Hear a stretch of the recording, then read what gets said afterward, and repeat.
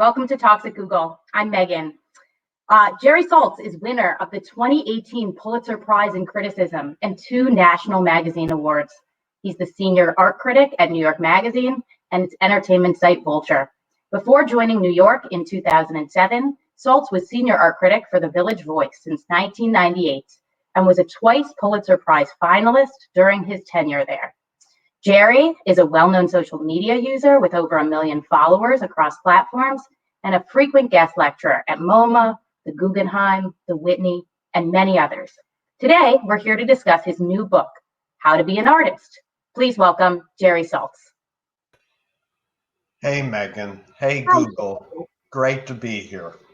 We're so happy to have you. And, I wanted to actually start, we're here to discuss how to be an artist, but I wanted everyone to get to know you a little bit. And you wrote, there it is, and you wrote a really amazing article that was highly personal and kind of an introduction to you, which was My Appetites, came out recently in New York Mag. And through the lens of food, you kind of talk about your childhood, your art trucking days, and then eventually how you found criticism later in life. So I was wondering if you could just give us a short bio to let people sort of know a little bit about your history and how you came to criticism at a later point. Well, like everybody's story, in a way, Megan, I backed into my life accidentally on purpose. If you all think you're a big loser, you might be, but I'm a bigger loser. I have no degrees. I did not go to school. I didn't really start doing what I'm doing till I was 40 years old. I didn't become a weekly critic till I was 47. So that means if I were Megan and she were me, which I wouldn't wish on anyone, it would mean that right now Megan was a long distance truck driver with no degrees, totally cut off from the world, and Jewish. So my CB handle was Shalom Partner. I would deliver art because, like I say, I'm Jewish, and these were not 18-wheel trucks, religion again, and they were 10-wheel trucks. But I went to Florida and to Texas, and that's where I really, such a long story, but it's everybody's story. I was too afraid to do what I wanted. Just like you listening, just like all of us, just like me this morning. I'm sitting here surrounded with all these notes I have to write on an article. And my demons then and now say to me, you can't do this. You don't know what you're doing. You're a fake. You have a bad neck. You're not tall enough. You're not rich enough. You didn't go to the right school. And when I was young, I listened to those demons, Megan, and I self-exiled. And it wasn't until I was in my 40s that I just thought anything is better than this. And I, out of nowhere, just called myself, which is what I want everyone listening here to do. I called myself what I now decided I would try to be. So if you want to be a dancer, a photographer, a screenwriter, a poet, a cook, whatever you want to be. I walked into parties and they'd say, what do you do? And I go, I'm an art critic. And then, of course, comes the hard work of having to do it. But anyway, I invented myself, much the way Megan is right now inventing herself. She's kind of a genius. I met her when she was a kid, apprenticing for one of the greatest curators in the United States back in Chicago. So I don't know who she's going to be yet. Me either. So thank you, Jerry. I appreciate that because that gives me hope for my future. But I do love working at Google right now. So I do want to turn to the book a little bit. You wrote a magazine article at the end of 2018. It was called How to Be an Artist, and it had 33 rules or pieces of advice. And then you sort of turned this into a book. Can you give us a little bit of the transition from the article to the book and how that happened? The article was some sort of runaway success, I'm told, that hundreds of thousands of people clicked on it. They stayed on it. They kept commenting. And as anybody that follows me at Jerry Saltz, I would recommend Instagram. That's my strongest game. As anyone knows, I will answer every one of you back. And I'm never that mean. I'm a pretty nice guy. It'll be quick, a little gnomic, a little sassy, but you will not get hurt or embarrassed.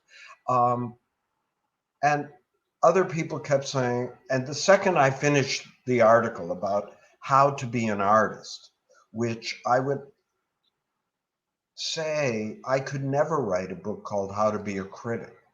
I would love to read How to Be What I Am because I don't self identify as a critic. I self identify as a sort of folk artist, or if you know who Sister Wendy or Bob Ross was. In any event, I wrote this little short book of about 75 short one-page rules and ideas, not to become rich and famous, Megan, as an artist, but how to have what I wanted to have, what you are having, what most of you listening would like to know what that's like, which is have a life lived in art. And it's sort of a note to my younger self that left art. And then it's like what I would want to have known then that I now know, and that I've learned from every artist I've ever met. And I just wanted to put that all down in a book in a real simple, accessible way that basically says to people, look, the minute you sit down to work, I promise you, you're going to be really embarrassed. It's a nightmare because every time you start to become more of yourself in public, it's embarrassing. I'm embarrassed right now. It's unbearable, but we try. And the book is about learning to accept that embarrassment, getting lost, and really, you big babies, getting to work. You have to get to work. I know it's hard. It's hard for me. It's hard for Megan. It's hard for you. The only cure for work block, I'm afraid, and I've tried hundreds of them, is work. Work comes from work. And if you work, my loves, I promise you, along with being embarrassed, you are now taking your first beautiful baby steps to knowing what life is as a creative person and thinking in new ways of art is a way of understanding the world, or writing, or sewing, or whatever the act is that you all want to do. And now is the time to be trying it, right now during coronavirus. We're living in a revolution. This is your moment. That's such an awesome overview, and I want to dig in on some of this. So to start, you were an artist. You had an artist-run gallery. Do you still make art? Do you miss it? What kind of art did you make? I was an artist until, again, the demons spoke to me the same way they're speaking to everybody out there right now. And unfortunately, I listened. I don't want you guys to listen. They never, there's no reason to listen to them today. And they're almost always wrong anyway. So what? You may know, might not be any good. I might not be any good. Whatever. That's irrelevant. It isn't about good and bad. It's just about making something in your own voice. So I was an artist. I quit making art, and it was very painful because it was physically, psychically, metaphysically so amazing to live in that space. And I even had success. So those of you saying, well, if I were successful, no, I'm telling you, I'm successful. I'm, quote, famous. And I have bad mornings every morning too. That doesn't change anything. It's fun. So somebody goes, "Hey, Jerry," and I go, "Hey, Megan." And I don't know who I'm talking to, and it's all good.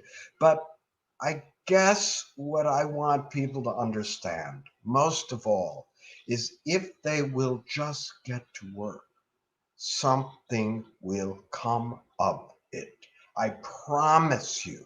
I absolutely promise, as you're listening now, if you work a little every day, you're going to be successful. I think that is so universal, no matter what field you're in.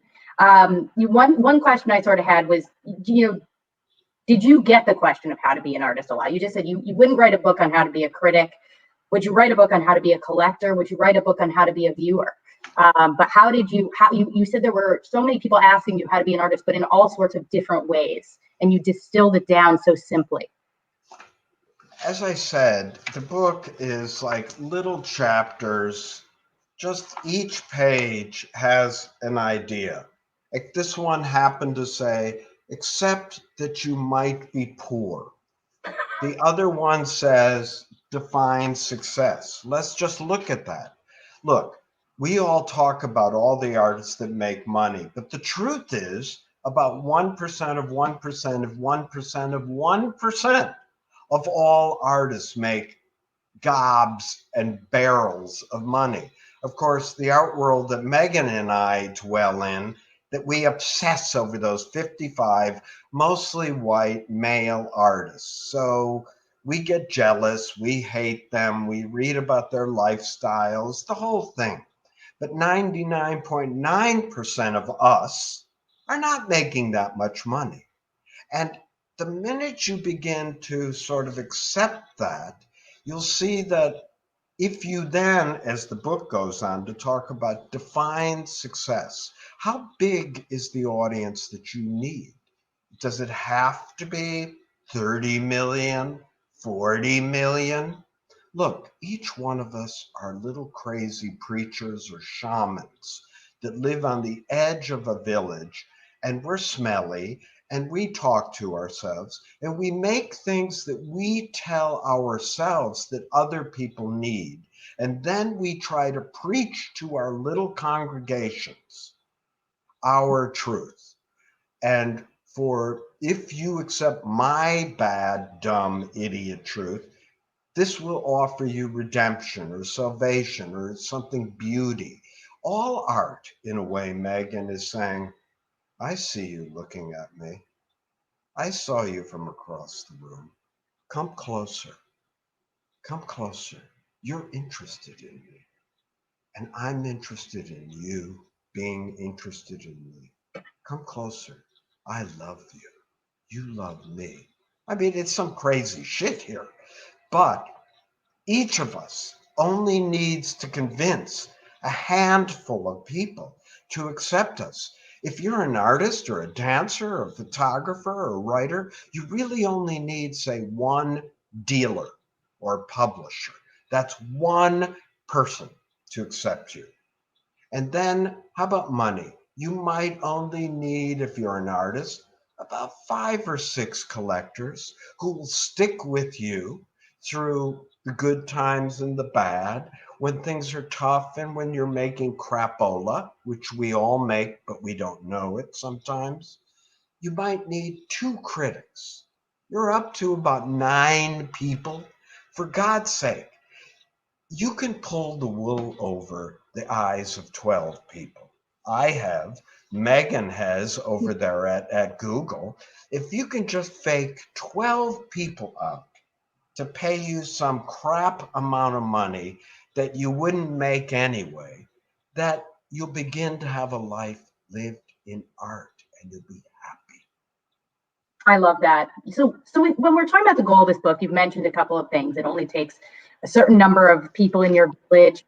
But the goal of this book, who is this intended for? Is this intended only for people who want to become professional artists? Is this intended for anyone in a creative field? Tell us a little bit about the goal you had when writing this book and who the audience was. I'm sorry I didn't say that, Megan. That is important to me. It's really not for the super professional who has an MFA and a PhD in art. This is for everyone else. All the people that have an inkling, a sense that they have something they might want to say or do or make or join or be a part of, but for some reason think they can't or they're not educated enough. Let me tell you, education is something you do for yourself. If you're going to be in the art world, you just look, you look, you look, and you keep looking. If you're in any world, this book is for you to gain sort of the secret languages of a world that you might want to enter from the inside. I just happened to turn to another one that just says, have courage. It's about the obstinance, the will, the ability to go to the 3 a.m. that comes every night, the dark night of your creative self that goes, you can't do this. The main piece of advice I have for all of you, if you really want to know the truth, couple of things. Make an enemy today of envy.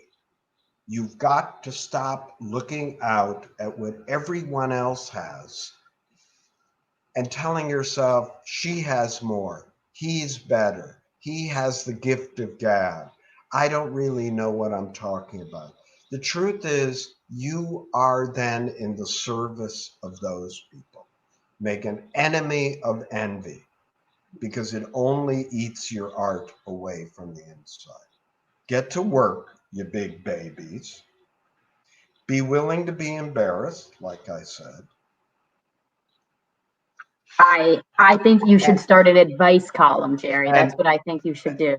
have courage, and then stay up late, my loves, every night with other vampires like you. That means in your world, if you're in Megan's world or my world, or if you want to be in dance or whatever you do, even during coronavirus, be in contact with others that speak your language and that know what you're trying to get at, that will also be your first best critics, the ones that won't just blow smoke up your butt and go, it's all good, Megan, everything you do is good, honey. No, that's the person you want to get is closer to you that goes, this is really good, but I think you haven't really thought this one through, Megan.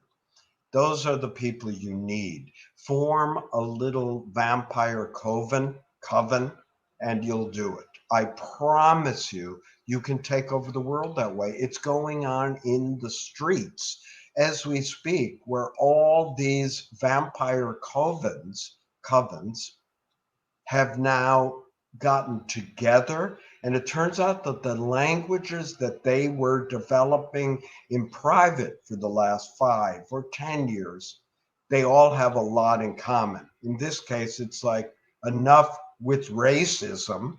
This isn't about left and right. This is about right and wrong. And clearly, a revolution is taking place right now. And you, younger people, especially anybody below my age, I'm 69, this is your world now. It's completely your world. Take it. It's yours. Remake it. I love that. I think one of the things that I always love about you and your work is that you sort of take the snooty art world and you make it accessible for so many people. That is so brilliant, Jerry. And you, one thing that you talk about, and I saw kind of a thread through this book, is about art needing to speak for itself, about it not having to have tons of context. You said it so beautifully before when you talked about the relationship when you're looking at a painting, about coming toward each other. And I think that there's a parallel with technology, because if you have a good user interface, it speaks for itself. You don't need an instruction manual, right? And I think that you've sort of said that with art too. So I was wondering if you can talk a little bit about art in its own way, speaking for itself and being intuitive, and why that's important. Megan is really right, listeners. We do not listen to a Mozart and ask, what does it mean? We don't listen to ABBA and ask, what does that mean? That would be misunderstanding it completely. Like she just said, using an interface should be like almost second nature as the first time you're doing it. Too much art right now requires long pages of explanatory notes that only the mandarins who write this gobbledygook understand in the first place, and that language is used to keep too many people out. I'm interested in a user over interface that is almost comes to you with what Emerson called an alienated nature. Let me go into this a little bit because I'm out there on the edge of the idea. Let me go in. Art is one of the oldest and most effective operating systems our species has ever come up with to examine consciousness, the visible world, the invisible world, each other, ourselves, anything. It was there in the cave walls. It was there when we were Neanderthal, made beautiful, decorated, and painted hand stone axes 1 million years before humanoids even existed. They had fire, they had a material culture where they traded material, pigment, flints, stones, things to carry things, etc., etc. The operating system of art is so effective and porous and large that it hasn't died. Its interface, if you will, is still very usable, but we've narrowed it down to where only certain people are supposed to be practicing it. It's only supposed to be shown in a certain way, written about in a certain way. I want you to follow me on Instagram at Jerry Saltz, and then see that art is as accessible as ABBA, is as open as an Indian raga, as is there for you as you are for it, that it doesn't have to be that complicated. And yet you can make art about the most complicated, weird ass things in the world. And I promise you, you can get an audience of at least 12, maybe 112, and you'll become a little preacher of your own. Start it now during coronavirus. Now is the time in your cave to get to work. I think everyone on this, I'm reading the log comments. I think you are giving everyone the pep talk that they absolutely need. I love the listicle format of this book. We've talked about it, short, pithy. Your words really do resonate. One thing you add in this book are exercises. Now, I'm someone who loves structure, so that really does speak to me. So I wanted to talk a little bit about, like, do even creative people, sometimes they need a little bit of direction to get started, and maybe you can talk about a few of the exercises that you've put in this book. Again, the first exercise is butt in chair, get up, yell back at the refrigerator, even though it's telling you to eat food, stop scrolling your Twitter for at least 10 seconds, and put your butt in a chair and get to work. Let's just say you want to draw. What I would suggest is just draw whatever is in the square foot in front of you. Draw it once, draw it twice, draw it 1,000 times, draw Nana across the room or your dog. I'm not interested in you ever being able to draw as good as Michelangelo or Rembrandt or anybody. You have to understand, Van Gogh is self-taught. Van Gogh drew the worst, ugliest drawings in the world until he found a way to draw like Van Gogh. He's an annoying Dutch religious guy. He goes to Paris. He's the most famous artist alive, not the big lie that he's unknown, because he's been drawing and painting in a way that all the other artists around him understood that he was doing something important.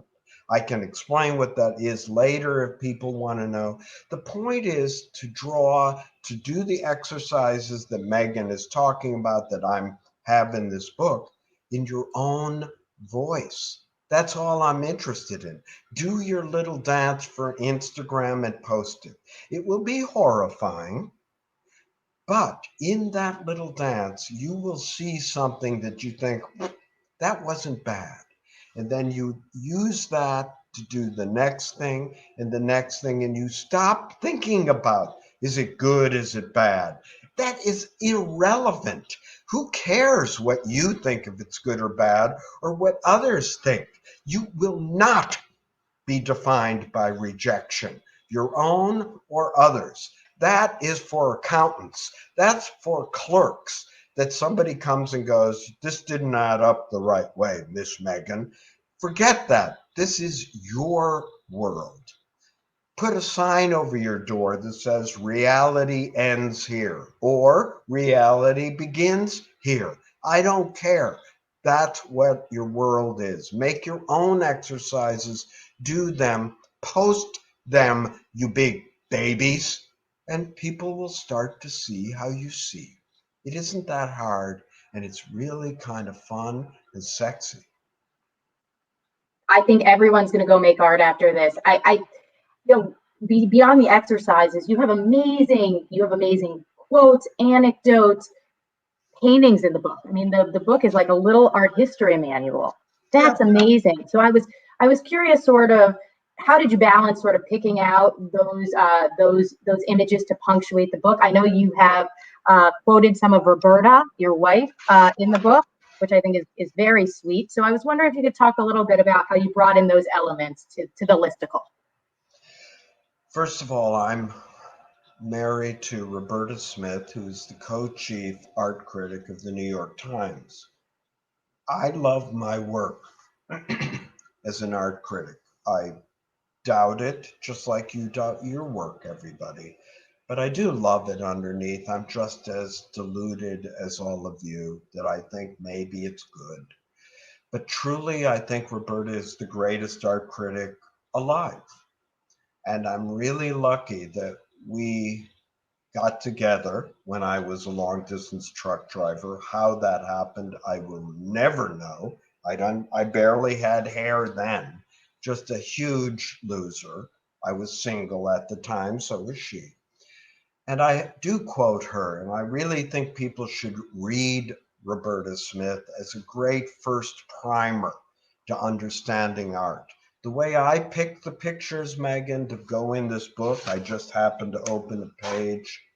There's a Francis Bacon and a Michelangelo's David, maybe the most famous sculpture ever made. I wanted to take the really well-known things that you might not know how to approach and talk about that. Like, what do you see when you see an exploding pope of Francis Bacon? What is the deeper content of Michelangelo's noble David, naked with the teeny weeny looking off into the distance? I get into all that. It's good stuff. It is good stuff. I'm going to invite everyone to leave questions in the live chat so that we can post them. But I'm going to ask one more question first before we do that. Jerry loves audience questions. You know, the thing that you do and do so well is you talk about art. You say things like, let yourself be a Philistine, take away the pretense. Art is for anyone, but not for everyone. How can you help people? You know, I think you gave us some clues about how to engage, but when we're looking at art and talking about art, how do you recommend that that people who have never had any real exposure can go about it and not feel like it's so difficult and such a something so inaccessible to them. Right. Remember that I have no art history, that I taught myself just by looking. I have no special gifts. The first thing I would ask you to do is put aside good and bad. Okay? You already know the second you look at like an all white painting or Francis Bacon's Exploding Pope, you have a sense if this is for you or not. You have to put that aside and then ask, what would I like about this painting if I were the kind of person that liked this painting? And really get quiet inside and allow yourself to make a short list, very simple, of, oh, the colors are kind of garish. The expression seems to have a certain rage in it. It seems to be the person who made this has real beef against organized religion, even though I hate this painting. You've already picked up three very deep skeleton keys to a very complex work. Or an all white painting, you might go, well, is every stroke the same length? Is the paint even? Is the person who made this making it from a I hate art or I want to see what more art can be? You start making these little lists. You start noticing what you like and then what you don't for those reasons. Then talk to other people in any gallery or museum you're in.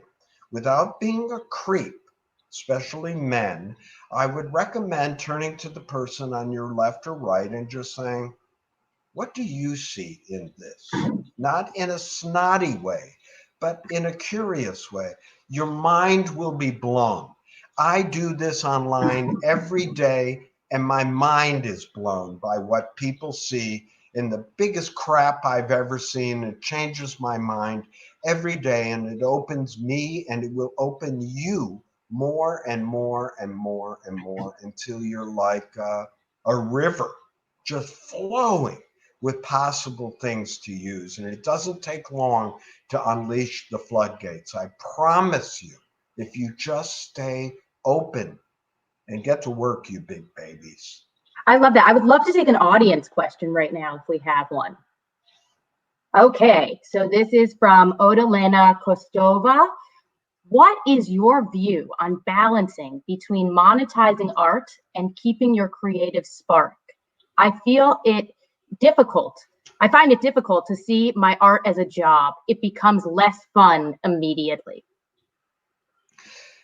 Art is a calling. Art I think I'm an ex-hippie. I think art is part of a universal force that is using us to replicate itself. I know that sounds weird, but anybody who makes anything, Megan, you, Odalina, everyone has that funny feeling of, where did that come from? I did not know I was going to say or do or make that before I made it. Bob Dylan has talked about it's like there's a ghost that occupies you. I would say that, except that you must sit down in that professional way to make what you're going to make. You've got to get that close to sitting down to writing your bad song. But then just surrender and just use whatever comes to you without judging it every single second. You'll get there. She's right. All right, how about another audience question? From Vishal Paul. How do we balance art and our other responsibilities, work, health, relationships, sleep, etc.? Right now, in coronavirus lockdown, you are in the exact conditions that art was made in for the last 75,000 years. That means in a smaller place, in more intimate conditions, out of materials that are at hand, whatever's around you. You're not going out and working in a big shop. Nana is in the background cooking. The kids are next door. You're exhausted from homeschooling. But like I say, 99.9% of all the things ever made by our species were made in this condition, in the caves, in small rooms, in intimate settings by only one hand. Is there a balance? I don't know how to strike that balance because I'm obsessed with a few things. One of them happens to be art. The other is trying to tell people my ideas, whatever I'm an idiot and want other people to know. So, as much as I hate writing, that's my other obsession. I would say, don't worry about balance. There is no balance, there's only love, and do what you can do. Do it as well as you can. Awesome. All right, should we take one more? From Dean Dang. What about the importance of art education? Agreed that art should speak for itself, but I've also found that art can become more meaningful by learning about the context and intention behind a piece. You cannot go wrong by trying to learn more about the context of the work. Of course, it's wonderful to know that a Byzantine icon was used as a prayer or to cast a spell or to get you pregnant or to stop you from getting pregnant or to protect an army or a village, or that you cut off the sacred foreskin of Jesus to protect the city of Ravenna. All of that is icing on the metaphysical cake. However, I would argue that when you look at a Greek vase or hieroglyphics in the desert, that there's a very deep form and content that will echo and through, that even if you don't quite know the context, like an Indian raga, again, or Japanese violins, or a gamelan orchestra, that you begin to acclimate those inner architectures and they become yours. When I read the Iliad, maybe I don't make sacrifices of oxen, but I begin to understand the nature of sacrificing and what that could mean, to know an animal well, to have raised that oxen myself, to have given it a name, to know its personality, to understand what's at stake if when I slit its throat and offer up its blood to the gods for my children. Those things can become known to you with more context, but with no context, you can also access them. I would just say, again, over and over, open yourself. Stop worrying if you understand it. Ugh, who cares if you understand it? I don't understand anything that I see. Ask any artist, what does it mean? They often go, I'm not really sure. I just had this idea that I wanted to do something about a cube. Who the hell knows what they're talking about?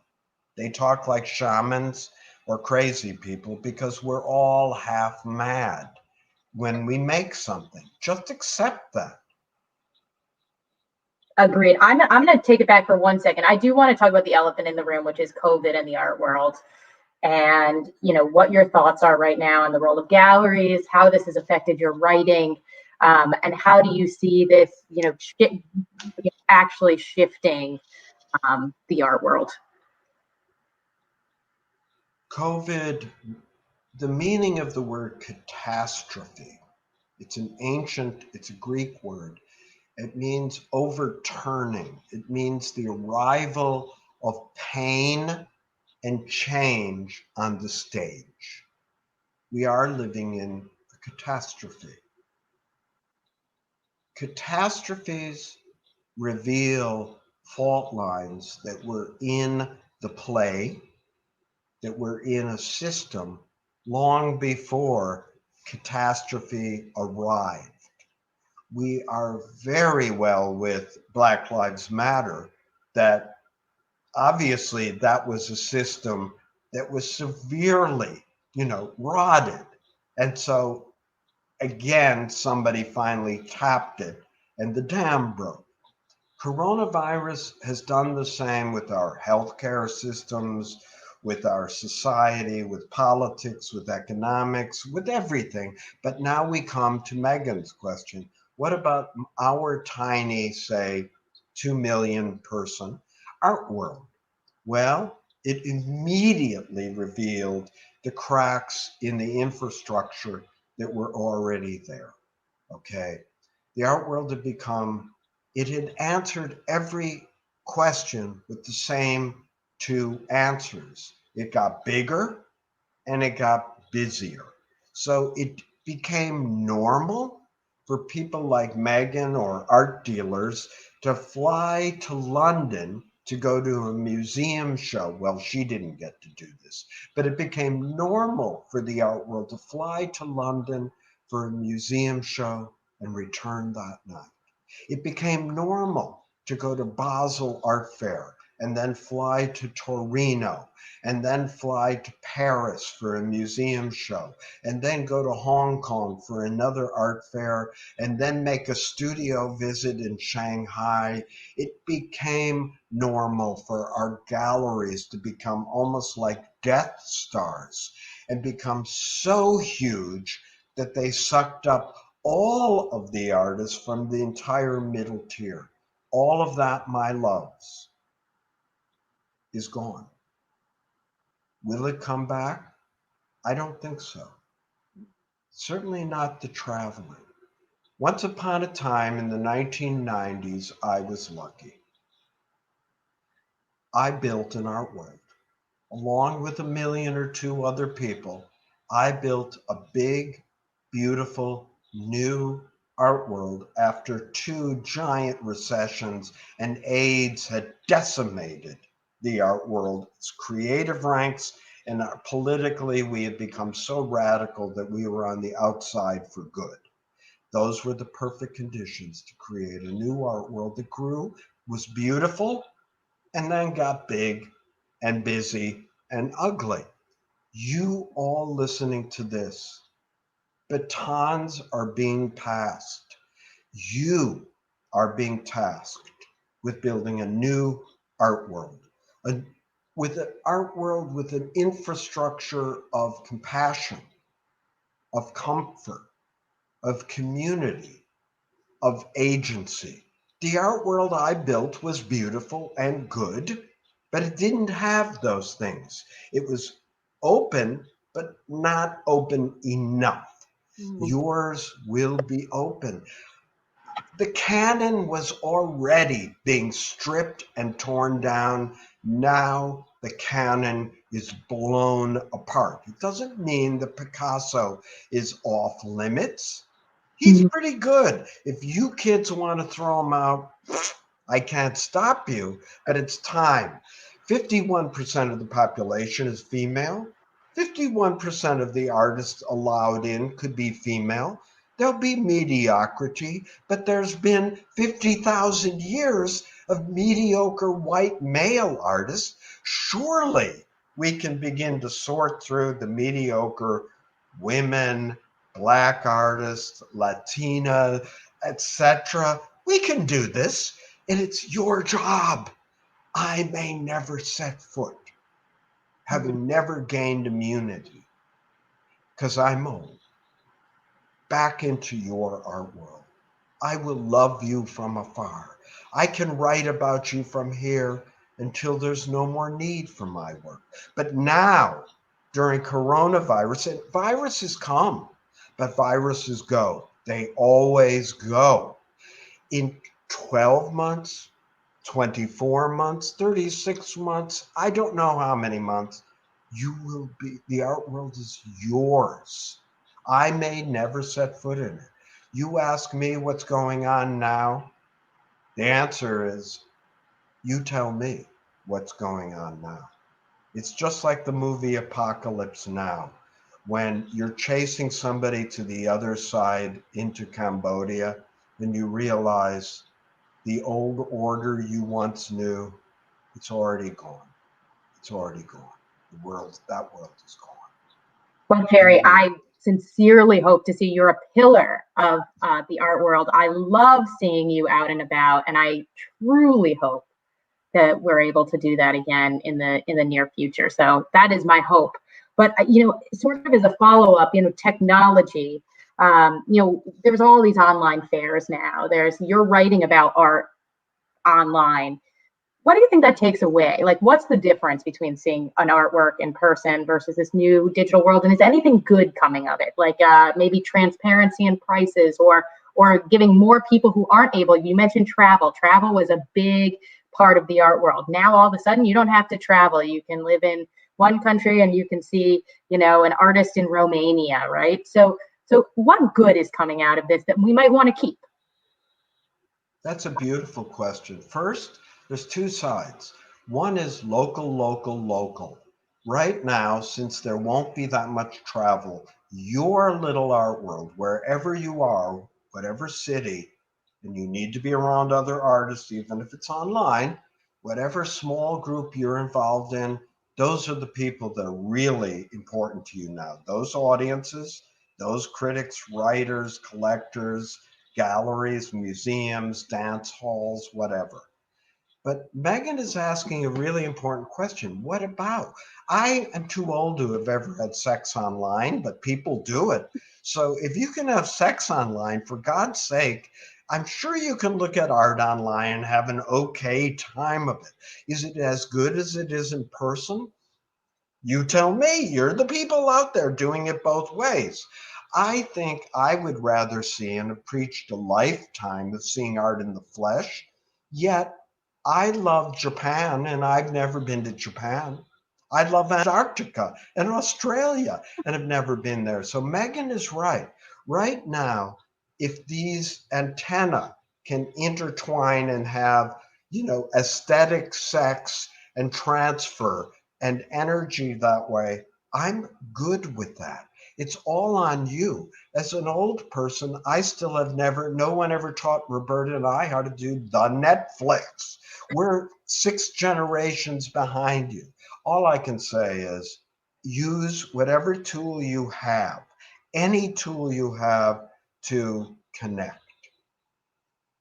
That's beautiful. Why don't we take another question from the audience? From Valeria Volpe.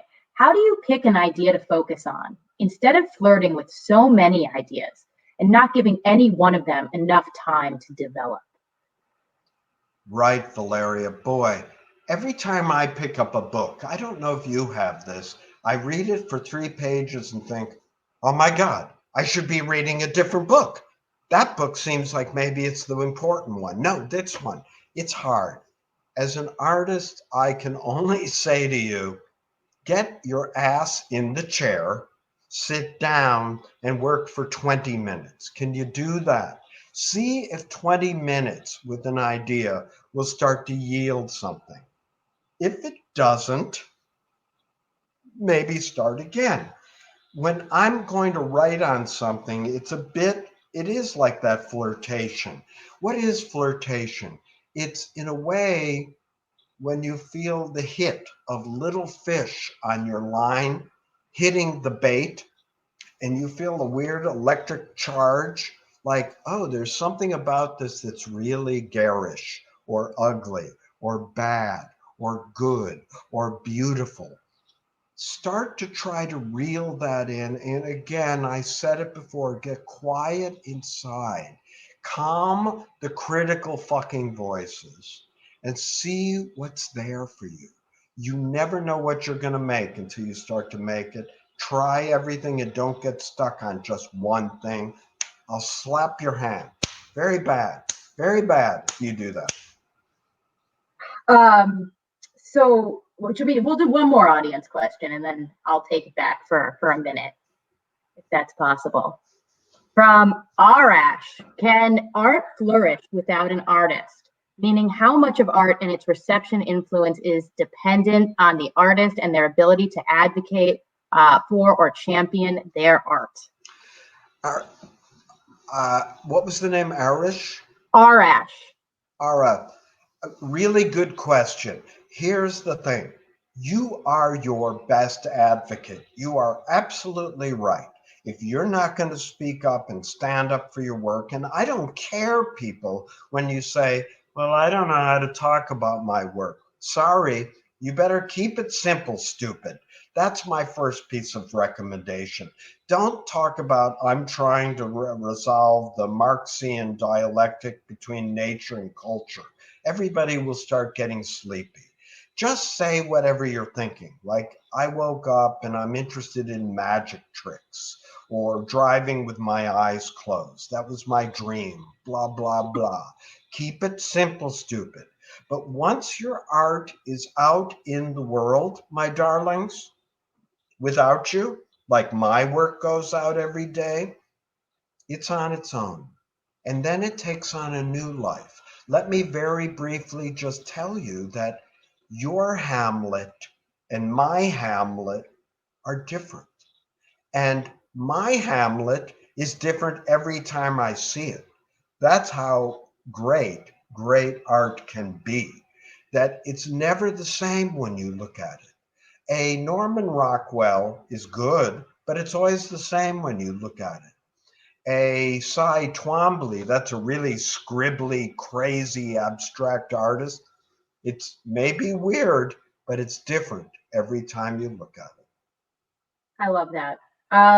So let's talk about, I want to turn a little bit. You mentioned your social media. Your social media is amazing. You've really like used it to reach a whole new audience. It's a bit irreverent. How did you come to understand the value of these platforms? And can you talk a little bit about how you think the art world has sort of shifted to these platforms and what it's done, like especially an Instagram or something along those lines? I never wrote in an authoritative voice, Megan. You can tell how I talk. It's just not in my nature. And yet criticism has always been from the top down, from the one to the many. Yeah. Social media, very early on as a late adapter, I understood about 8 years ago that instead of the one speaking down to the many, if you use social media, you could have the many speaking to one another. And that seemed important to me. I started putting short reviews in 5, 10 sentences online and with a picture. And then I decided whenever I was nervous and I couldn't write, and I would look at my Instagram or Twitter or Facebook, I would answer back each person, even if they were saying, Jerry Saltz is an asshole for liking Francis Bacon. I would write back, Dear Mr. or Ms. Juju69, I'm sorry you think I'm an asshole, but. So I found a way to have us all talk to each other. It's interesting that I used to be on those top 100 power lists of the art world, but was warned very publicly on those lists, if he keeps practicing art criticism online, he won't be an art critic anymore. And I right away thought, well, screw that. You might not call me an art critic. I don't care what you call me, but I'm going to practice whatever this is online. I don't want art to have so many secret handshakes. Mhm. It didn't in the past. The front of a Gothic cathedral was meant as a book for people that could not and never were taught to read. That's what universe in my mind is no more or less important than religion, psychology, philosophy, economics, anything. Mhm. Art is not the decorative hedge in front of the citadel of knowledge. It's part of the whole ball of wax. Mhm. So Beautifully said. please come online and follow me, you big babies. And on your own Instagrams and Twitters and Facebooks, can I give a little bit of advice? Here, Listen to me. Listen. Post your own work, but don't only post your own work. Post things that interest you, weird things you see. Post other people's work, you egomaniacs. Things that you like. No plates of food, preferably no dogs. Children are okay. They're fine. I hate them, but I think that all artists should have kids. It's great. It helps your work. It might ruin your life, but it'll help your work. So post shit online. Be a little radically vulnerable. I am. You'll be embarrassed. It won't hurt. And even a loser like me can end up with 1 million followers. I don't know how to make it make money, but I got this Instagram and I learned how to make it talk. All right, last quick question.